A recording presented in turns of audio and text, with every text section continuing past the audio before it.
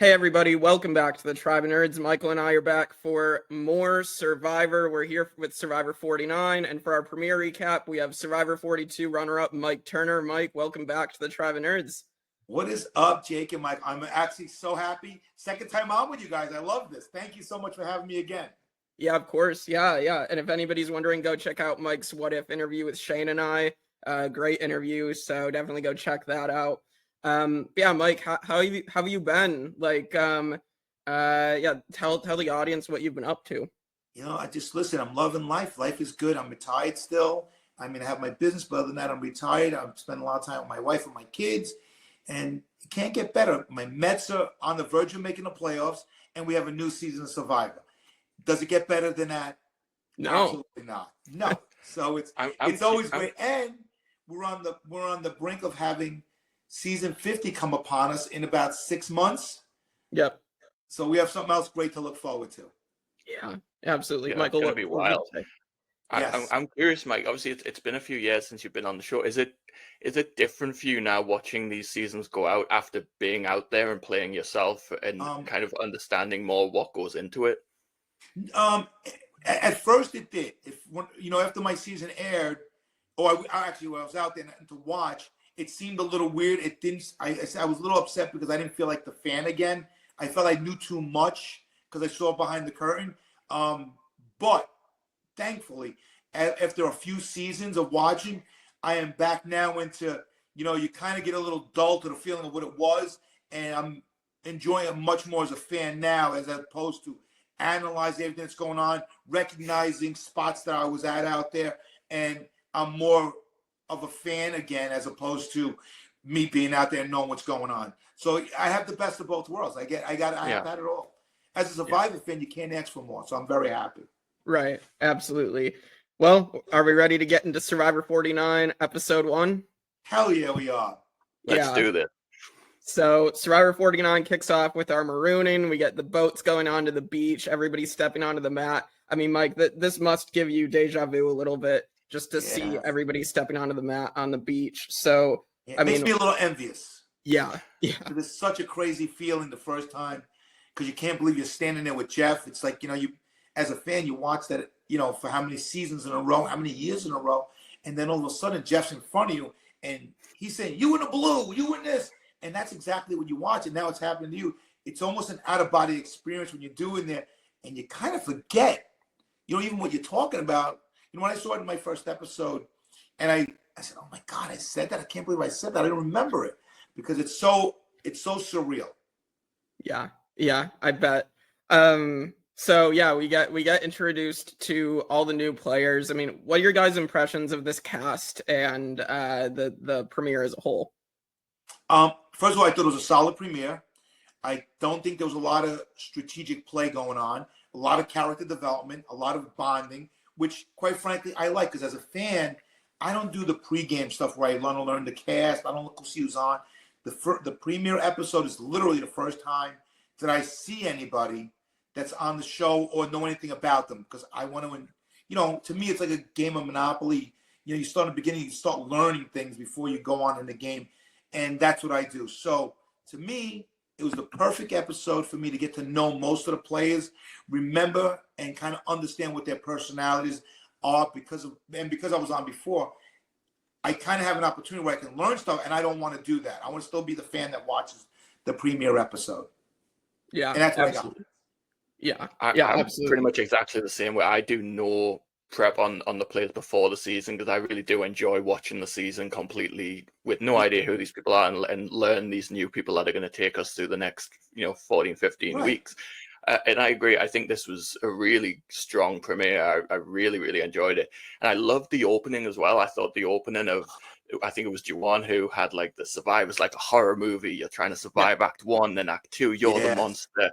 I thought it was really good thematically of setting up like the drama that's going to come. Yes, and then he ended it with, "And then you become the monster." Yeah, so good. It was perfect. It was perfect. I agree with you. And you know what? We've never, you always look for things in Survivor that you haven't seen before, because obviously it's been on so long, you see a lot of the same things and same plays and same personalities. But he put it in a different way that I really haven't heard it for, like a horror movie, which was great. Yeah. And even with the surprise ending. he's the monster. You also mentioned how it's not been a particularly strong strategic start. It's been more about the social, but I think this is the first time in a while where I remember where we don't really get anything related to idols, advantages, anything like that in the premiere episode. This was all purely, social gameplay, and it's looking like idols will come later, but it wasn't a staple of the first episode, which was interesting. That's actually a really good point. I didn't think of that. You're right. The first episode was an advantage laden where, well, one of the big complaints of the new era is there's too many advantages, too many idols, too many things going on, and the gameplay is hurting because of it. There wasn't that many in this episode. Yeah, I really enjoyed that aspect of it because that's definitely been one of my critiques of the new era as well. And just to have it where people are actually just playing the game like classic Survivor is really nice to see. So, play development is to me is always important because if you get invested in these players early, you're gonna keep watching because you want to just on a personal level know where they go, whichever way how you relate to all of them. Yeah. I did like also that they did peel back the curtain a bit because you have Jason coming out and admitting that he was one of the alternates. So it's him and MC, I believe both were alternates. They both just got put into the cast like the night before, as Jason said. So yes. However, I was a little surprised Jason did it because he's a gamer and you kind of don't reveal those kind of cards that early in the game because whatever you say, as you know, on Survivor means something to somebody.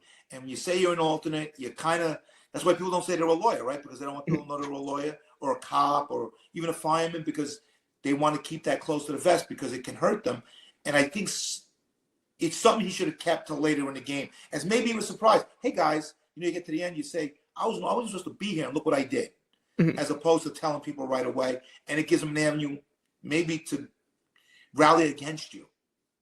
Yeah. Going back to what you said about the the adrenaline on the mat, like maybe he didn't even know what he said. He was the excitement of being there.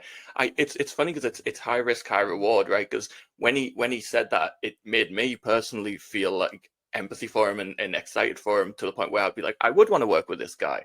So it could backfire against him, but also it could kind of make people like him a little bit. And it is crazy to hear. I didn't expect to hear about like alternates in the episode. It is a peel back the curtain moment. And to hear that like he had less than 24 hours notice before going out there and playing, it's wild. Like imagine just being thrown in so quick.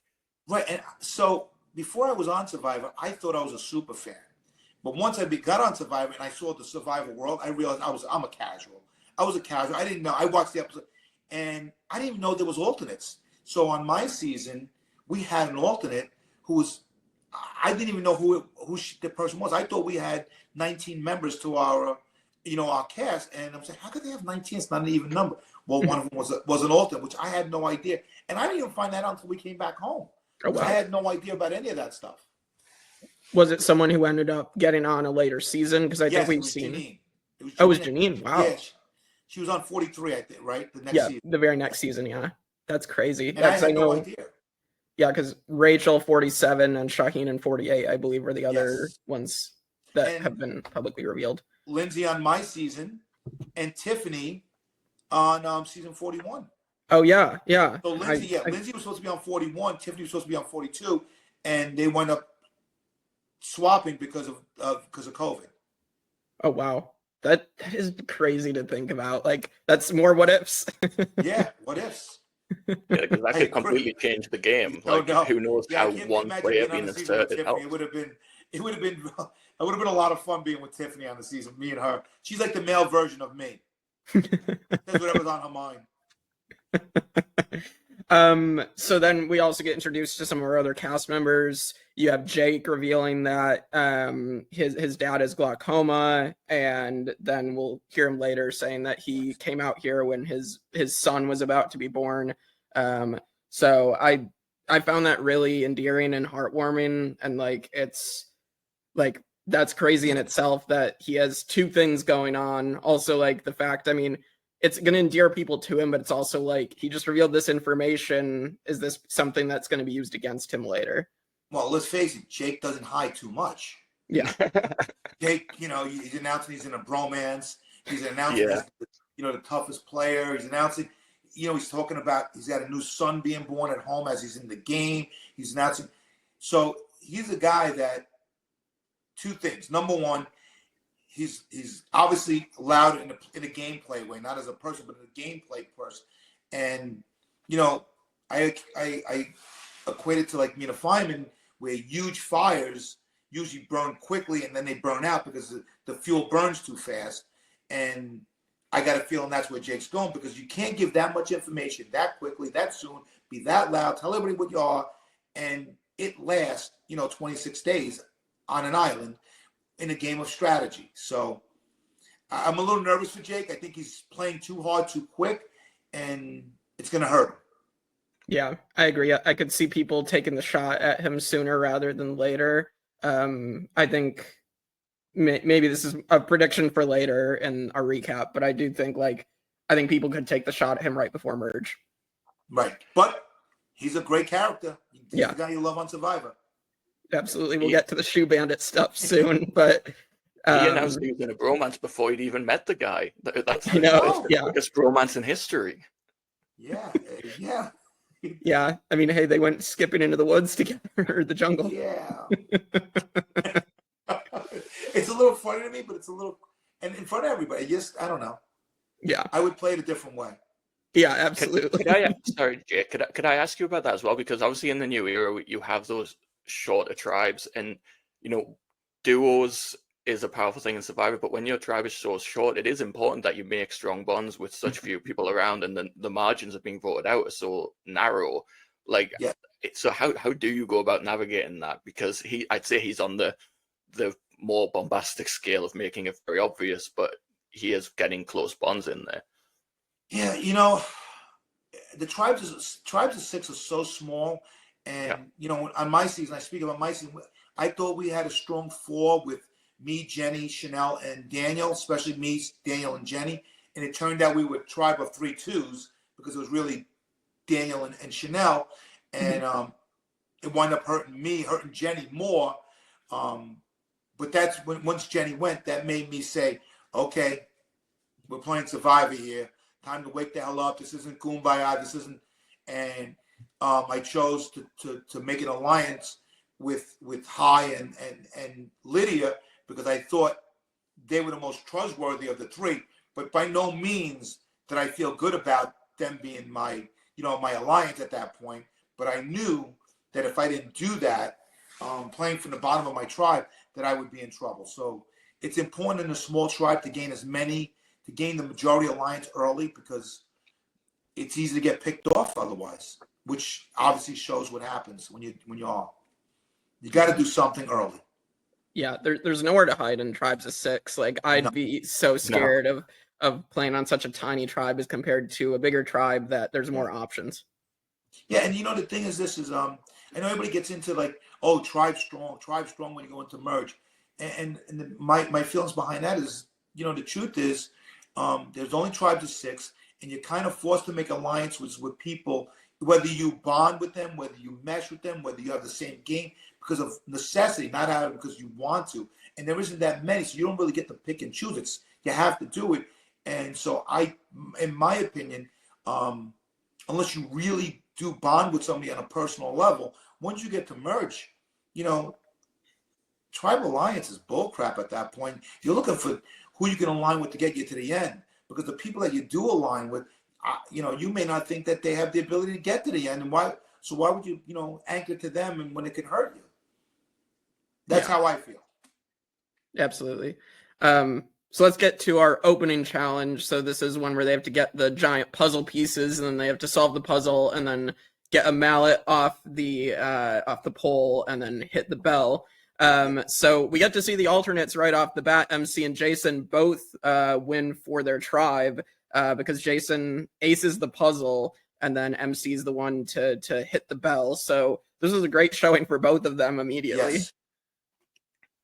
But also the strength and the speed of Jake, we talked about him being very visible.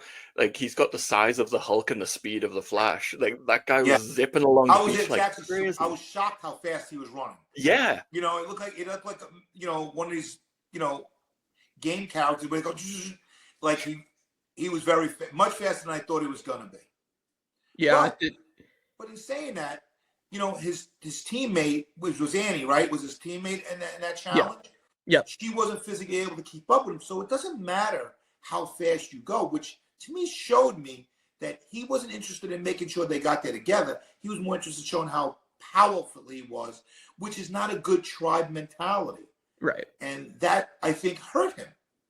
He wanted to show how strong he was to carry the boxes back, how fast he was, never thinking about, let me help her get her through the mud. Maybe I can help pull her out. You know, just more of a me as opposed to a we. Right. And I guess you could see comparisons between Jonathan and Jake being the two huge guys, but I'm assuming based on obviously what we know about Jonathan that he would have been the one to like help like Annie. 100%. That's who he is. He understood, as strong as Jonathan was, and he was a freak out there, he always understood, I can only go as far as the tribe can go with me. I can get there first, but no matter what, I have to wait for the rest of my tribe, right.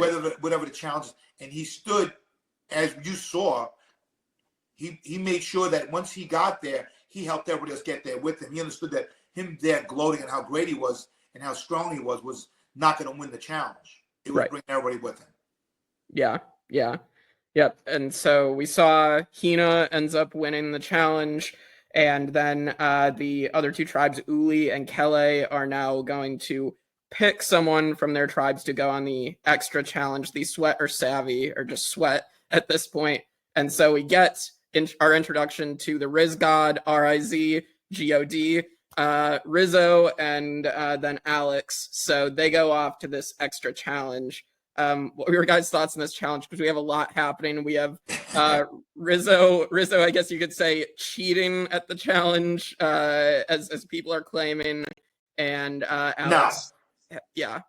No cheating. Listen, here's the thing: is in Survivor, you're allowed to lie, you're allowed to backstab. First of all, if it's cheating, is against the rules, right?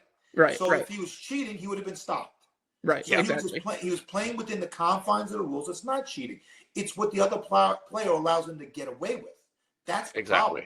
Is the other player let him do whatever he wanted. Alex should have done. He should have destroyed his puzzle. Yeah. He should have covered his puzzle. He should have dumped RizGod's puzzle. Riz was just doing, which, you know, the truth is what I said in Survivor: overcome the obstacles. Right. That's all Riz does. He knew he wasn't strong. He knew he was getting crushed. He had no other choice. Actually, I'm a little pissed off that he didn't do it sooner. He should have went in sooner and looked at it. And Alex left it there for him and continued to let him look at it. Yeah, that was funny. His fate. You can't blame. Listen, I thought Rizo, I'm not going to call him RizGod. Rizo was really good in terms of adapting to a situation where he wasn't good at something and was within the confines of the rules. No problem for me. Yeah, I don't have an issue with it either. I found it funny when people are on Facebook and like Instagram are just claiming that he's a cheater. It's like I feel like they haven't watched the show before. No, I think he did a great job, and I think Rizzo's funny. I think he's a good character. Yeah, and you know, I think he's a little full of himself with the RizGod stuff, but you know what? Survivor needs that. So I'm good with it. Yeah, exactly. This was my favorite part of the episode. I thought it was so funny. I loved the editing of it. Like, and Rizzo, he has this like weird physicality about him where he's like always like popping up and like when he was in the sand and he's like pushing himself through the sand in a really strange way. Like he's just a very entertaining person. And the confessionals of him explaining a situation, I think he's also a very good narrator of what is happening out there, which, you know, we see with like someone like Jonathan Penner, how good being a good narrator in confessionals can add to a season. I think he has that quality. And this was so much fun. And again, it's a David versus Goliath moment where he uses his brains and he gets the win. And when he finds that wheel and the look on Alex's face, like this guy was so ahead. I wouldn't go back to my tribe, I think. I'd just go home. And that's not even the biggest mistake that Alex made to me. The biggest mistake is that he went back and told them all of this. Why would you tell your tribe that you had a big lead, you blew it, and you let the guy look at your puzzle? It's telling your tribe that, oh, I got to be a little weird. He's not as good as he thinks he is, or I don't think he's, you know what I'm saying? there's information you don't need to give out that makes you look like you shouldn't be there. Yeah. Yeah. I loved when Alex, like, at first tried to, like, cover up the puzzle so Rizzo couldn't do it. And then he walked away and left it there for him anyway. Yeah. Go back in business. Oh, my gosh. It was so fun. I would have been throwing Rizzo's pieces in the water. Yeah. I was like, there you go. So Rizzo wins that. Alex goes back to Kelly empty-handed. Let's see what Hina's dynamics are. So my favorite interaction was Jason talking about being like a video game player. He's like Kenny from Survivor Gabon, and talking about Smash Brothers. So I can relate to that. And then my favorite interaction is that Matt is over there and doesn't understand what anything Jason. Just so you know, I'm Matt. I would have been looking around like, what's going on here? I don't know. I don't understand. What? I would have been like, I played video games in 1975. I don't know what's going on here. Matt, was that the guy, the older guy with the dreads? Yeah. Yes, the one who made the fire. Yeah, so I love that whole section. Like, I really like that he used what he can bring to the tribe. He clearly doesn't understand the game and stuff, and he doesn't know how to relate to these people on that. And being the older guy in the tribe, like, it's already a difficult hurdle. But showing that you have skills that you can bring to your tribe is going back to smaller tribes, like we said, especially in a small tribe. If you can bring something like that, that's really going to benefit that tribe. He really shows his worth within that tribe, even if he can't talk about video games with the youngsters. He doesn't need to. He can make the fire. In the tribe part of the game, the most important thing to be is needed. Whether it be needed to win challenges so you can get to the merge. Because you got to remember, the key for the tribes is to get to the merge. That's the next part of your game that you have to get to. So you want to guarantee that. You can't look at the end game there because you need to get to that middle game first. And so you need to be needed, whether it be winning challenges, whether it be getting supplies, or helping provide to make your tribe comfortable to get to challenges. And that's what he did, and that's important. And you know what? He's almost like a little bit, because he's older, a little bit, and I don't want to miss, like in a fatherly way, a calming figure in that tribe. He stands back. He's not loud. He's not saying, hey, I know what I'm doing. And it hurts to stand back and watch, but he was smart enough to watch, let them go and do what they did, and then come in and say, hey, I did this. And without even saying it, he's saying, I saved the day. And they realize it. And that's important. And he waited for them to ask him. Like, he was letting them do it, and then they came to him for help, and he showed his skills. Like, again, not being pushy, just waiting till ask. Which is, in human nature is a very hard thing to do, because when you do have skills and you're in an environment where your skills are valued and it makes a good look, you want to show them. So to stand back and wait to be asked as opposed to saying, hey, I can do that, is very, very hard. It shows constraint and maturity, which I honestly, I like Matt a lot. Maybe because I'm an old guy too. I don't know. I like Matt a lot. I like his gameplay. Yeah. I like that we have someone from a vastly different background than we're used to, of like, he just throws bags at the airport. Like, I don't think we've really gotten someone like that in a while. So yes, that's awesome. And then we have Christina as well, kind of having like the arc of she's not used to being out in the elements, kind of like a Suri. And we see how good of a player Suri is. So I think Christina's a fun character as well from what we got from her. That was like one of my most favorite parts of the episode as well. There was like a compilation of Christina just freaking out about nature, like jumping at everything. The birds, right? Remember the birds, the bugs, like, so funny. I love when Survivor does those little edits that it's just a small thing, but immediately it gives you everything you need to know about who this person is within the game. I like it. It's really good. Yeah, but isn't that a great thing about Survivor? You get people from all walks of life and different lifestyles, and there's people that love Survivor so much, and they're definitely afraid of nature, and they've never done it before, yet they still want to be out there. That's what a great game this is. Yeah, absolutely. I did see also comparisons, because I thought her personality was a lot like Marianne's in your season, Mike, as well. Like, I thought just like bubbly, and like I really enjoyed that too. I was like, oh, this reminds me of Marianne. Actually, it reminded me of Marianne also. I agree. Yeah. And then we get Steven as well, or the bargain brand Ryan Reynolds, as he says. I gotta be honest, he's exactly right. He sort of looks like Ryan Reynolds, and you know, he's the bargain store Ryan Reynolds by his own description. Yeah. If you're going to be a bargain store someone, it's at least it's Ryan Reynolds. It's not too much of an insult. I'll take it. I'll take Absolutely. it. I'm the bargain basement of Thanos. I don't know. That's not as good as being Ryan Reynolds.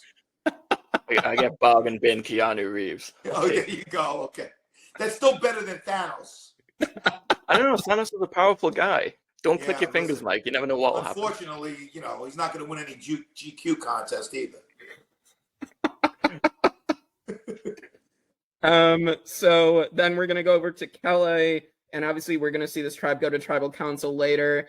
But what we get here, we obviously talked about Jake and Alex broing down when Alex returns. Yes. We also get Jake the Shoe Bandit as Michael's description. So what are your guys' thoughts on Jake hiding the shoes? You know, Mike, you want me to answer first? Yeah, you go. I think when you go on Survivor, in the early rounds especially, I mean, actually, and mainly the early rounds, because it's a tribe round. It's where you have to stick together because you only have 6. Mm-hmm. Everything you do has to have some kind of purpose, some kind of meaning, some kind of reason. And his reasoning for hiding the shoes is to cause chaos. I don't get it. Why? Why do you want to cause chaos in a tribe of 6 that's not playing well together this early in your adventure? If you want to get to the merge and say, okay, you know, the Uli tribe is still intact. I need to cause chaos because there's only 2, there's only 2 Kale tribe members left. This is what I need to do. I need to hide sneakers and try and maybe let people start questioning who the loyalty are. I get that, but why here? And he's not even giving you a reason why. It just don't. You're making noise in a place that's once quiet. It doesn't make sense. You don't scream in a library because you get thrown out. The same thing. Why are you screaming in your tribe when you can get thrown out if you get caught? This makes no sense. That's my problem with it. It's fun. I like watching it. But we like watching train wrecks. That doesn't mean they're good. Yeah, when I first saw this, they really framed Jake as kind of a heroic player for the first portion of the episode, and then he started doing this with the shoes, and I was like, "Oh my god, this guy's the next Russell Hantz." I thought he was going to start burning the shoes. It was a little chaotic. Yeah, and what I will say, if you're going to do the shoe bandit thing, fine. I agree with Mike. I don't think it makes much sense strategically unless you're trying to pin it on one person, and specifically. What he needs to do next is hide his own shoe. If he hides his own shoe, then he can put the target on whoever he wants, because it couldn't be him. He's lost his own shoe. If that happens and he feels like he's in trouble and he does that, great move. That's strategy. I agree with that. But in my opinion, don't think he's doing to set up that move later on. I don't think No, he's I agree. Yeah. So if he does wind up, going to that move, good for him. That's a good move. But I don't see that now. Yeah, it definitely, if you're going to pull a Russell Hantz and sabotage your tribe, I don't know, it ended up, I guess, working out for Russell's tribe when he did that in Samoa, but, it's just such a risky thing to make your tribe weaker in the pre-merge. I feel like if you're going to steal things, be like Tyson and Jervis in Blood versus Water and steal coconuts. I feel like that's a little more harmless. Yeah, but the thing is this with Russell Hantz, and listen, whatever you want to say about Russell Hantz, he was a very strategic player. Everything he did had purpose, and he innovated parts of the game that we never saw before. So when he was doing it, he actually, I think he had a purpose. He did it so that the tribe would need him. Right. Mm-hmm. And I don't see how that's, unless Jake is finding the sneakers, they don't need him for, why is it? Yeah. That's all. Yeah, 100%. All right. And then we have Uli. We've talked about Rizzo, and then we have Savannah. Savannah got quite a bit of content. So we had her confessional of easiest million I'm going to make. That's a very interesting confessional to put in there. So. Yeah. Well, we'll see, man. We'll see. So we have Savannah there. We also get Nate Moore, who is the celebrity on this season. I knew who he was because I've seen interviews with him because I'm obviously a big Marvel fan.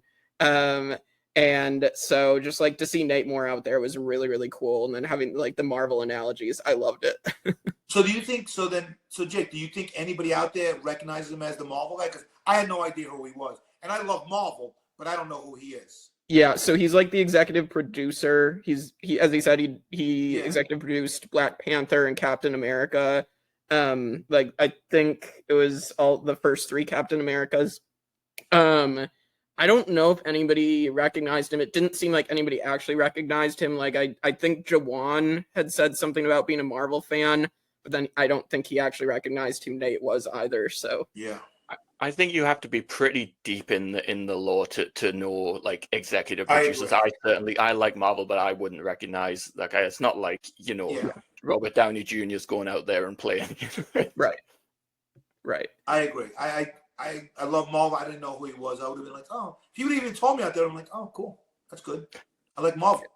Yeah, absolutely. I feel like it'd be one thing if it was like Kevin Feige, because I think Kevin Feige is like someone who be recognizable, or Robert Downey Jr. But like, I don't think anybody would recognize obviously Nate more.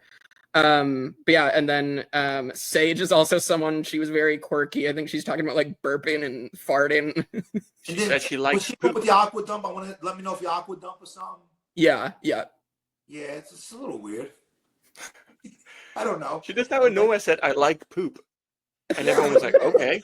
Remember I said before about how some things you got to keep quiet because people can judge or make an opinion. It's like things like somebody said it, like, oh, I don't get it.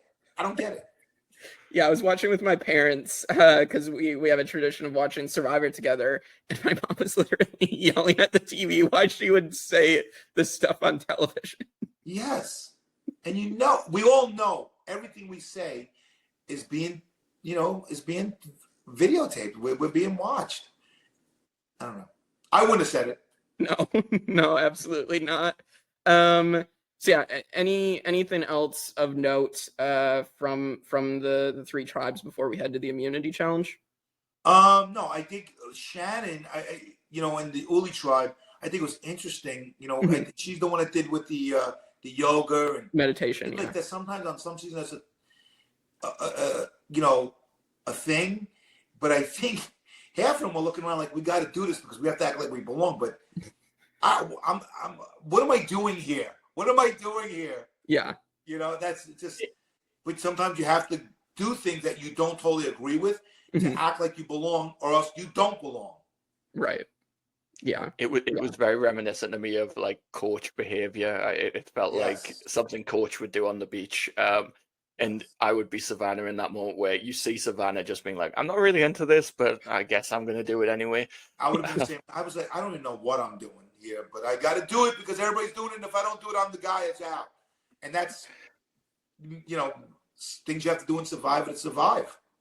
Yeah, exactly. I will say while we're on the tribes as well, obviously a lot of the attention in Survivor right now is looking ahead to season 50, but I think all three tribes have at least 2 or 3 players that were really entertaining, and I'm very excited after watching this premiere about how this season's going to play out. I think all 3 tribes have great players that it's going to be exciting to see how they go. So this could be like an under-the-radar sleeper, fantastic season that people were looking past, and it's going to deliver.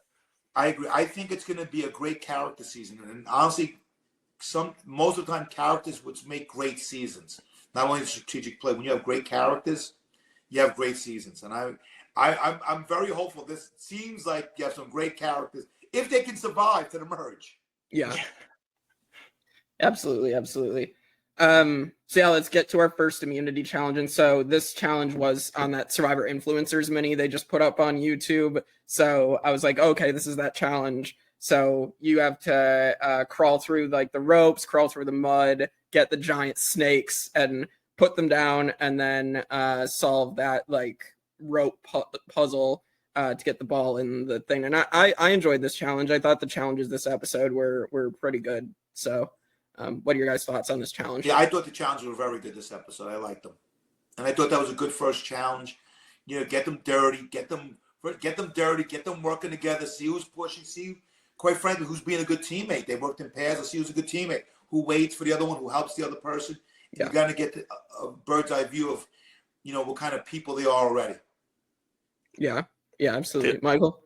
This also gave me one of my favorite character moments that really made me laugh out loud during the immunity challenge, where Jeremiah comes out the mud pit covered in mud and he says, "How do you get mud out your eyes?" And Nicole just spits her water from her bottle Yeah, straight into his Right. eyes. I thought that was funny as hell, but So funny. getting bad press. Like people like saying that was disgusting. I don't know. I thought it was pretty funny. It was funny, but I don't know. I don't know that I would like pour water on someone's face. I feel like spitting it on someone is a bit much. But It was the guess you're fact she right. did it immediately. yeah. Yeah, it wasn't even a thought. She went, "Oh, like that," Yeah. and blew water in the. I thought it was funny. It was funny. If you didn't find that funny, you got no sense of humor. Come at me, Survivor nerds. Yeah, it was fun. But yeah, so basically Kelly loses. So we're gonna see them go to the first tribal council this season. We get back to camp, and we also get probably the actual grossest moment of this episode is Nicole just barfs into her hand. What? Where the hell did that come from? No. That came out of nowhere. It's like, oh yeah, oh, I'm gonna.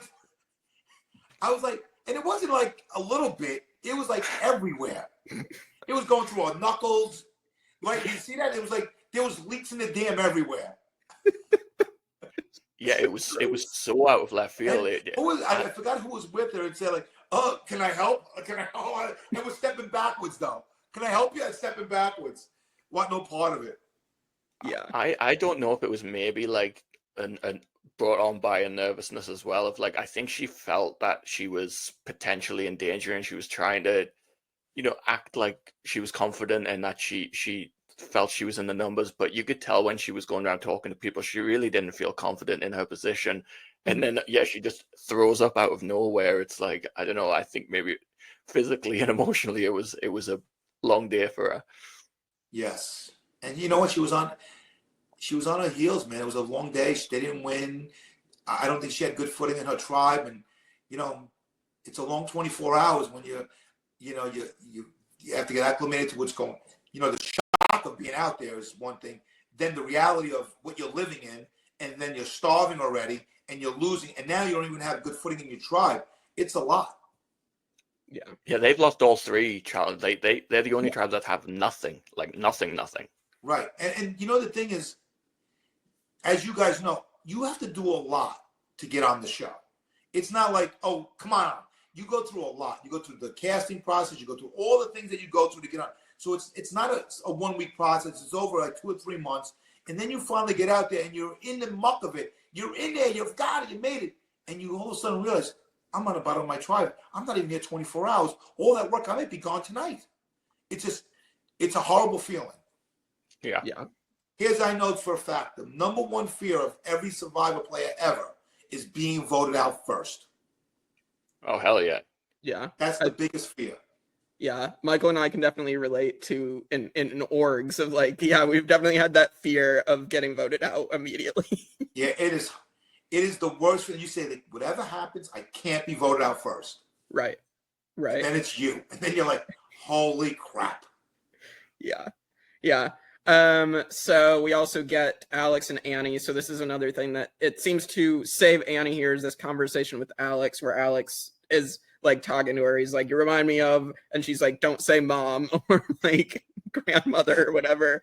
And he's like, oh, sister. Yeah, but even Annie, like, and I'm being honest, like Annie should have said, I don't care what you relate to me as. Right. Call me a grandmother. As long as you call me somebody that makes you feel good and that you want to keep me here with you. So you're like, yeah, I'll be whatever you want. You got to have that knowledge, that awareness of like, even when I was on, like, oh, someone says, oh, you're the old guy. Right. Yeah, I'm 95. Good. Whatever you think I am, that's fine. Just make sure it's the reason you keep me, not the reason you get rid of me. Yeah, And I agree. Also, she very nearly got herself voted out first. When she goes and talks to Sophie, saying, we need to take out Alex or Jake next round. She's trying to look past the first tribal council, not realizing that if you look past the first tribal council, you might very well not see the next tribal council. And they very nearly put that vote onto Annie. And then I guess decided, let's stick to the original plan. But there is a world where Annie goes there and Nicole ends up squeaking through because of how Annie played. Right. And as Survivor fans, how many times have we seen that happen? Yeah. The vote gets switched last thing because somebody doesn't know how to keep their mouth shut and just let it ride. Yeah.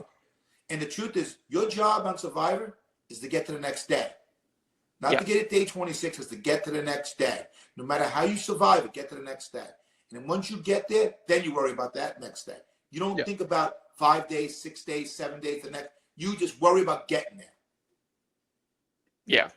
I think that's a conversation Sophie might be open to, but not right before Tribal when you're already planning something else. Like, you can have those conversations, but let's deal with the Nicole vote first. The other thing that Annie seemed okay with was that she was the alternate vote. The vote that we were going to throw a vote on.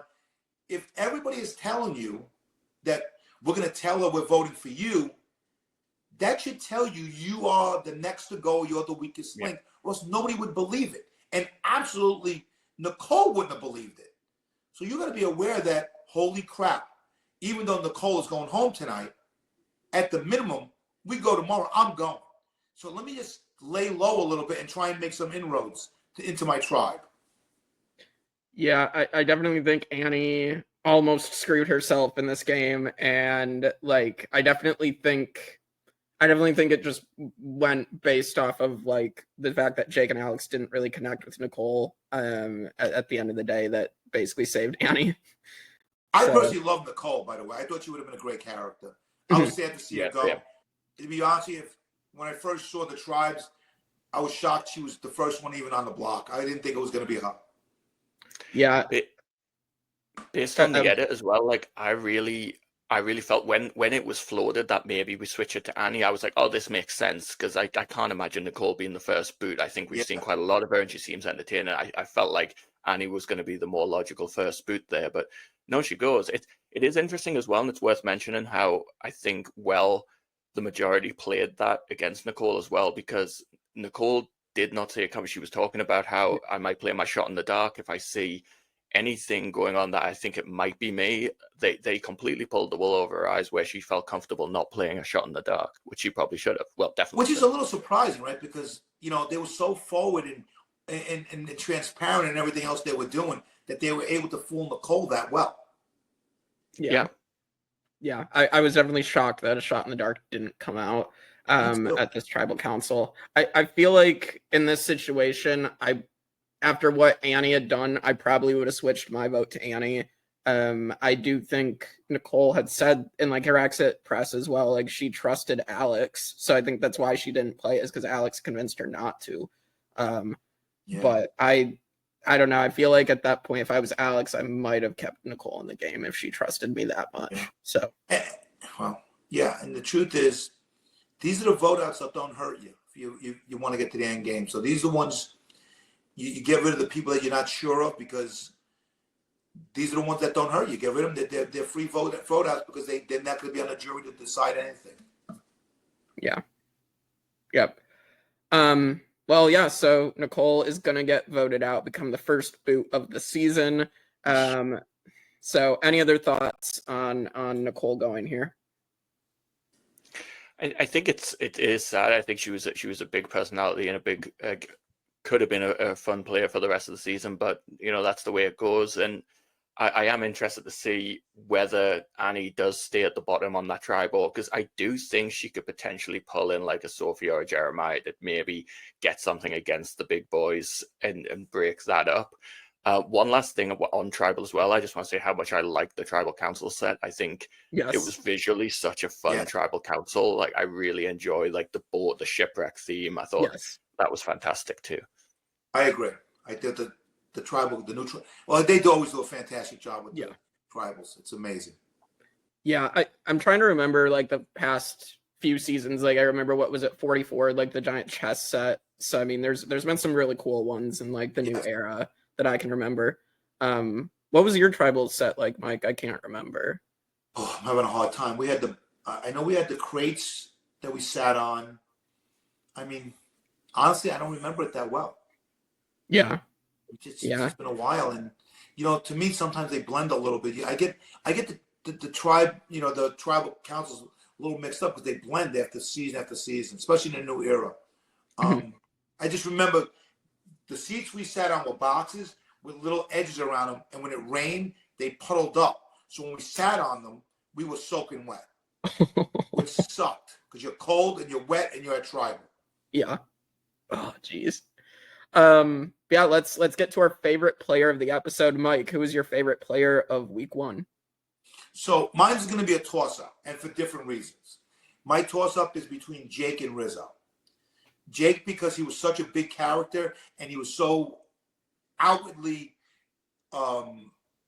as to what he was. I thought he was a great character first episode. And then Rizzo, simply because of that one challenge that he went on. He was smart enough to be aware of what was going on. He was aware of his deficiency and what he had to do to win, and he did whatever it took to win and adapted. So I think both of them. Those are my two favorites. But if I had to pick one, strictly on entertainment value, I'm going with Jake. Yeah, both are good picks. Michael? Yeah, I'm kind of in the same boat. I was going to go with Rizzo just because I think when I heard about someone going on Survivor calling themselves the RizGod, I thought, I am going to hate this guy. This is going to be the most insufferable person. Yeah. And he ended up being a very likable, and I think it wasn't from a place of arrogance. One, it's based on his name. It makes sense. But I think he's a very fun person. In the moment where he said he just wanted to hug himself and he had that emotional confessional after the challenge, I think he's someone you can root for, and I think he's going to be a very interesting player in the season. And he brought the entertainment. Like I say, that challenge was fantastic, and that was mostly carried by him. Yes, and I also thought he came across more vulnerable than I ever thought anybody that called himself RizGod would, and that's why I liked him. Yeah. Yes. Yeah. The confessional about hugging himself, but it would be too awkward. Yeah, I'm going with the Rizzo as mine as well. I just thought, like, everything you guys said, and just like the fact he's just excited to even just represent being the first Albanian on Survivor, and then like everything he said about his family that I'd watched from the pregame press and everything. Like I really like Rizzo. I loved his backstory with his family, and coming over and living in that 1-bedroom apartment and 500 square feet, and him just I like much different than the RizGod that I had in my head when I heard the name. Absolutely. I think it's interesting as well that the two people that we talk about in terms of entertainment in the episode are not only two people that were very entertaining in the episode, but also two people that we got a lot of their personal lives in the episode too, with Rizzo and his heritage, and then also obviously Jake with the situation that he's got going on with his father, and and the child and everything else. It's like, that we really got a lot of both of those players in that 90 minutes. Yes, I do agree. For sure. All right, last thing of the episode. Predictions for week 2. What do you guys think is going to happen next week? All right, I'm not going safe. I'm not going safe and say Keely's going to go back to tribal. I'm going to say that the Uli tribe is going to lose. They're going to tribal, and we're going to lose. We're going to lose Shannon. Ooh. And listen, I'm terrible at this, so this is strictly. It's like I'm trying to catch lightning, and if I catch it, like, holy crap, how did Mike know? Or Mike's an idiot. Either one's going to happen. I could definitely see that. I think that's definitely an option that could happen. I think what was exciting about the next time preview at the end of the episode as well, we are going to start, filtering into idol territory. So I'm curious who's going to find them on each tribe and how that's going to affect the game. I do think if Blue Tribe, I'm rubbish with tribe names, go back, I could imagine a scenario where one of the bromance gets taken out. So I'll go not safe. I will go Alex is going next week. Ooh. I think they'll keep Jake. Yeah, I think for a bit, but yeah, I do have the hesitation of like, I think we're gonna get the new era staple of like one tribe is just gonna lose a lot. I know like Mike, your season was pretty even in that regard, but a lot of seasons in the new era like just have one tribe getting decimated pre-merge.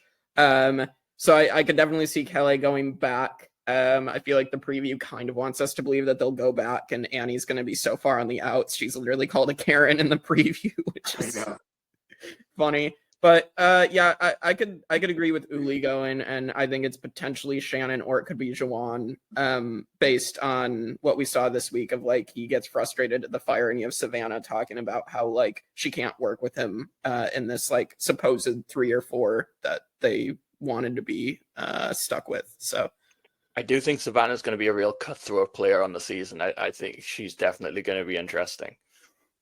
Yeah, I agree. Savannah seems very savvy. Yeah, I think so too. I think she's gonna be one to watch. So yeah, got my eyes out for what Savannah's gonna do potentially. I agree. All right. Well, thank you so much, Mike, for joining us. And great time with you guys always. Yeah, we really appreciate it. Yeah, join us, subscribe to the channel, like, share, comment, all that good stuff. And we'll see you next week for more Survivor 49 on the Tribe of Nerds. I love the Tribe of Nerds. Bye, guys.